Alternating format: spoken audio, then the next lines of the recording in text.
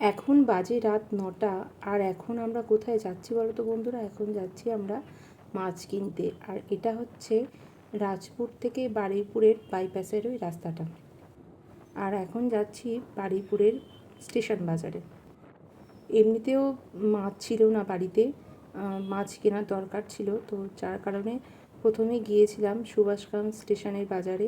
সেখানে গিয়ে দেখলাম, মানে সেখানে ঠিক করেছিলাম যে যদি ইলিশ মাছ পাই, এবারে ভালো সস্তায় পাই বা বেশি পরিমাণে থাকে, তাহলে একটু ইলিশ মাছ কিনবো। তো ওখানে গিয়ে দেখলাম ইলিশ মাছ ছিল, কিন্তু বাকি অন্য দোকানগুলো বসেনি। একটা দোকানেই দেখছি অনেক ভিড়, আর মাছগুলো ঠিক ভালো লাগেনি। তো সেই জন্য ভাবলাম যে চলো যাই রাজপুর বাজারে। তো সেখান থেকে গিয়ে আবার আমরা রাজপুর বাজারে গিয়েছিলাম।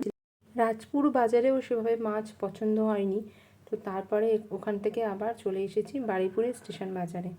বারুইপুরের স্টেশনে যে 6টা-7টা দোকান বসে, সেই দোকানগুলোর প্রত্যেকটা দোকানেই প্রচুর পরিমাণে ইলিশ মাছ বিক্রি হচ্ছে। এখানে বিভিন্ন দামের ইলিশ ছিল। একটা ছিল 600, একটা ছিল 800, একটা ছিল 1200, একটা ছিল 1800।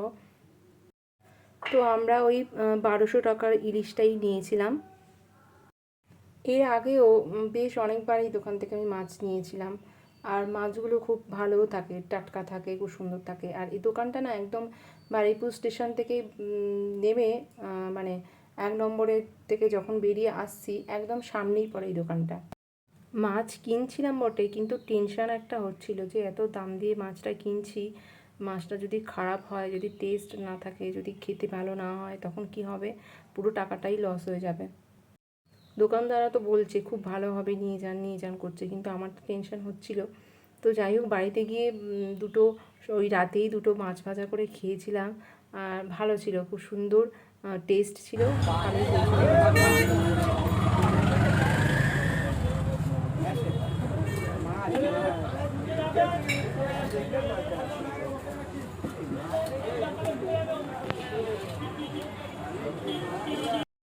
উনি মাছ দিতে দিতে আমাকে বলে দিচ্ছেন কিভাবে রান্না করতে হবে।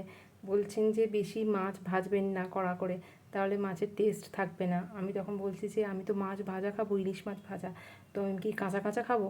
তখন বলছে না, কাঁচা কাঁচা খেতে হবে না, অল্প করে ভাজবেন, বেশি কড়া করে ভাজবেন না। ওই নিয়ে হাসি মজা হচ্ছিল এখানে। তো উনি বলছেন ইলিশ মাছ তো লোকে কাঁচা খায়, কাঁচা তরকারি করে, কাঁচা মানে ভাপা ইলিশ করে খায়। তো আমি বলছি সেটা তো তরকারি হয়, আমি তো আর ভাজা মাছ তো কাঁচা কাঁচা খেতে পারবো না, সেটা তো আমাকে একটু ভালো করে ভাজতেই হবে। মাছগুলো বাড়িতে নিয়ে চলে এসেছি, আর এগুলো একটু ভালো করে পরিষ্কার করে ধুয়ে একটা পাত্রে রেখে দেবো।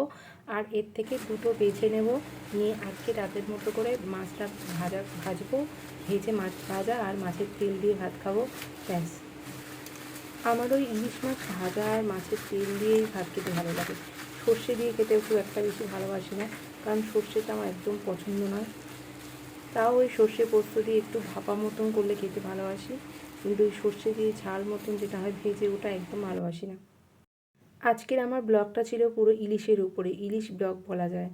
তো আমার এই ইলিশ ব্লগ তোমাদের কেমন লাগলো তোমরা জানিও কমেন্ট করে।